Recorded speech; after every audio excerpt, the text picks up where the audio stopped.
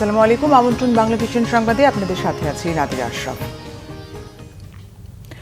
পদত্যাগ করেছেন রাষ্ট্রপতি মোহাম্মদ শাহাবুদ্দিন। আগামী রাষ্ট্রপতি নির্বাচিত না হওয়া পর্যন্ত ভারপ্রাপ্ত রাষ্ট্রপতি হিসেবে দায়িত্ব পালন করবেন স্পিকার।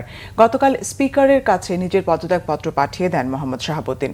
পরে সংবাদ সম্মেলনে এই পদত্যাগপত্র পাওয়ার কথা জানান স্পিকার হাফিজউদ্দিন আহমদ। গতকাল বিকেলে সংবাদ সম্মেলনে তিনি জানান শাহাবুদ্দিন আহমদ বিভিন্ন জটিল রোগে আক্রান্ত। এমন অবস্থায় তার দীর্ঘ সময় চিকিৎসা প্রয়োজন। একই সঙ্গে আরও বলেন, তিনি মাফিয়া সরকারের আমলে নির্বাচিত হলেও বর্তমান সরকারকে এর কাজে সমর্থন দিয়ে যাচ্ছিলেন। মোহাম্মদ শাহাবুদ্দিন 2023 সালের 24 এপ্রিল দেশের 22তম রাষ্ট্রপতি হিসেবে দায়িত্ব গ্রহণ করেন। জামাত ইসলামের আমির ডক্টর শফিকুর রহমান বলেছেন, নৈতিকতার প্রশ্নে কোনো আপোষ করবে না তার দল। দলের প্রয়োজনে যে কোনো কঠোর সিদ্ধান্ত নিতে প্রস্তুত বলেও জানান তিনি। রাজধানীর ডিপ্লোমা ইঞ্জিনিয়ার্স মিলনায়তনে রুকন সম্মেলনে তিনি এসব কথা বলেন। জুলাই আন্দোলনে ছাত্র হত্যায় যারা জড়িত, সরকার তাদের বিচার না করলে ইতিহাস ক্ষমা করবে না বলেও হুঁশিয়ার দেন তিনি। একটা কথা পরিষ্কার বলেছি যে অন্যায় আর জামাত ইসলামী একসাথে চলে না,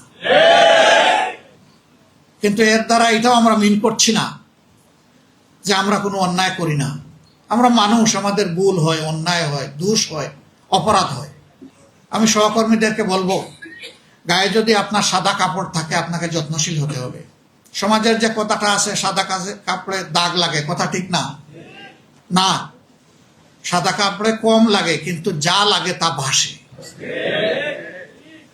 ভেরি কেয়ারফুল। নৈতিকতার প্রশ্নে জামাতে ইসলামীতে কোনো ছাড় নাই।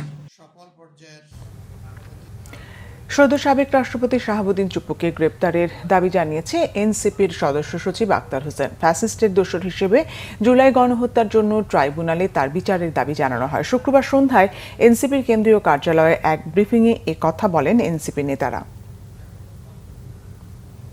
তিনি শুধু পদত্যাগ করেছেন রাষ্ট্রপতির পদ থেকে, এটাই যথেষ্ট নয়।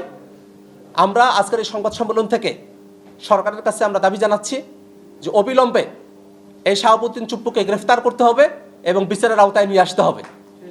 এবং আমরা দেখেছি যে তিনি তার যে পদত্যাগপত্র, সেখানে যে ঐতিহাসিক ন্যারেটিভ তিনি টেনেছেন, সেগুলো আসলে অপ্রাসঙ্গিক। কিন্তু তারপরেও তিনি অসুস্থতার অজুহাতের কথা বললেও তার পদত্যাগপত্রের মধ্যে এমনভাবে তিনি ন্যারেটিভ সাজিয়েছেন যেটা আসলে তার জন্যে একটা সেফ এক্সিটের জায়গা তৈরি করতে পারে। কিন্তু এই শাহাবুদ্দিন চুপ্পুকে সেফ এক্সিট দেওয়ার কোনো মানেই নেই। এই শাহাবুদ্দিন চুপ্পু সে যত অপরাধ করেছে, সে অপরাধগুলোতে তাকে অবশ্যই বিচারের আওতায় নিয়ে আসতে হবে। রাজধানীর মতিঝিলে মেট্রো রেল স্টেশনের নিচে ছাতার মধ্যে সেট করা বোমা পাওয়া গেছে। খবর পেয়ে ঘটনাস্থলে গিয়ে সেটি নিষ্ক্রিয় করেছে বোমা ডিসপোজাল ইউনিট। শুক্রবার রাতে মতিঝিল শাপলা চত্বরের মেট্রো রেলের নিচে এই ঘটনা ঘটে। এতে সাময়িকভাবে মেট্রো চলাচল বন্ধ হয়ে যায়। নিরাপত্তার স্বার্থে সাময়িকভাবে যান চলাচল বন্ধ থাকে সড়কেও। বোমা পাওয়ার পর ঘটনাস্থলে আইনশৃঙ্খলা বাহিনীর সদস্যরা উপস্থিত হয়। রাজধানীর জনপ্রিয় গণপরিবহন মেট্রো রেল স্টেশনে বোমা পাওয়ার খবরে সাধারণ মানুষের মাঝে ব্যাপক চাঞ্চল্য সৃষ্টি হয়। ঝিনাইদহের মহেশপুর সীমান্ত দিয়ে নারী পুরুষ সহ 6 জনকে পুশ ইনের চেষ্টা করেছে ভারতীয় সীমান্তরক্ষী বাহিনী বিএসএফ। তবে তাদের এই প্রচেষ্টা রুখে দিয়েছে বিজিবি। এদিকে চাঁপাইনবাবগঞ্জ কুষ্টিয়া সীমান্তেও সতর্ক অবস্থানে রয়েছে বিজিবি। 58 ব্যাটালিয়নের সহকারী পরিচালক মুন্সি ইমদাদুর রহমান জানান, আজ ভোর 5টার দিকে সীমান্তের সামন্তা এলাকার 6 জনকে পুশ ইনের চেষ্টা করেছে বিএসএফ। বিষয়টি বিজিবি নজরে আসায় তাদেরকে বাধা দেয়। পরে বাধ্য হয়ে ভারতের অভ্যন্তরে ফিরে যায় তারা। বর্তমানে ওই 6 জন ভারতের 30 গজ অভ্যন্তরে অবস্থান করছে। বিষয়টি এরই মধ্যে বিএসএফকে অবহিত করা হয়েছে বলে জানান বিজিবির এই কর্মকর্তা। সম্পর্ক এগিয়ে নিতে বাংলাদেশ হাই কমিশনের সঙ্গে কাজ করার অপেক্ষায় রয়েছে ভারত। দিল্লিতে বাংলাদেশ হাই কমিশনের প্রেস উইংয়ে নতুন নিয়োগ করা 2 কর্মকর্তাকে নিয়ে প্রশ্নের জবাবে ভারতের পররাষ্ট্র মন্ত্রণালয়ের মুখপাত্র রণধীর জয়সওয়াল এমনটি বলেন। শুক্রবার ভারতের পররাষ্ট্র মন্ত্রণালয়ের সাপ্তাহিক সংবাদ সম্মেলনে দিল্লিতে বাংলাদেশ হাই কমিশনে নিয়োগপ্রাপ্ত 2 কর্মকর্তা প্রসঙ্গে প্রশ্ন করেন এক সাংবাদিক। অতীতে ওই 2 কর্মকর্তা ভারত বিরোধী পোস্ট দিয়েছে এমন দাবি তার। তবে বিষয়টি এড়িয়ে গিয়ে বাংলাদেশ হাই কমিশনের সঙ্গে সম্পর্ক উন্নয়নের বিষয়টি গুরুত্ব দেন রণধীর জয়সওয়াল। ভারতে নিযুক্ত যুক্তরাষ্ট্রের রাষ্ট্রদূতদের আসন্ন ঢাকা সফর নিয়ে দেশটির পররাষ্ট্র মন্ত্রণালয় অবগত কিনা এবং সফরের উদ্দেশ্য সম্পর্কে জানতে চাওয়া হলে সেটিও এড়িয়ে যান জয়সওয়াল।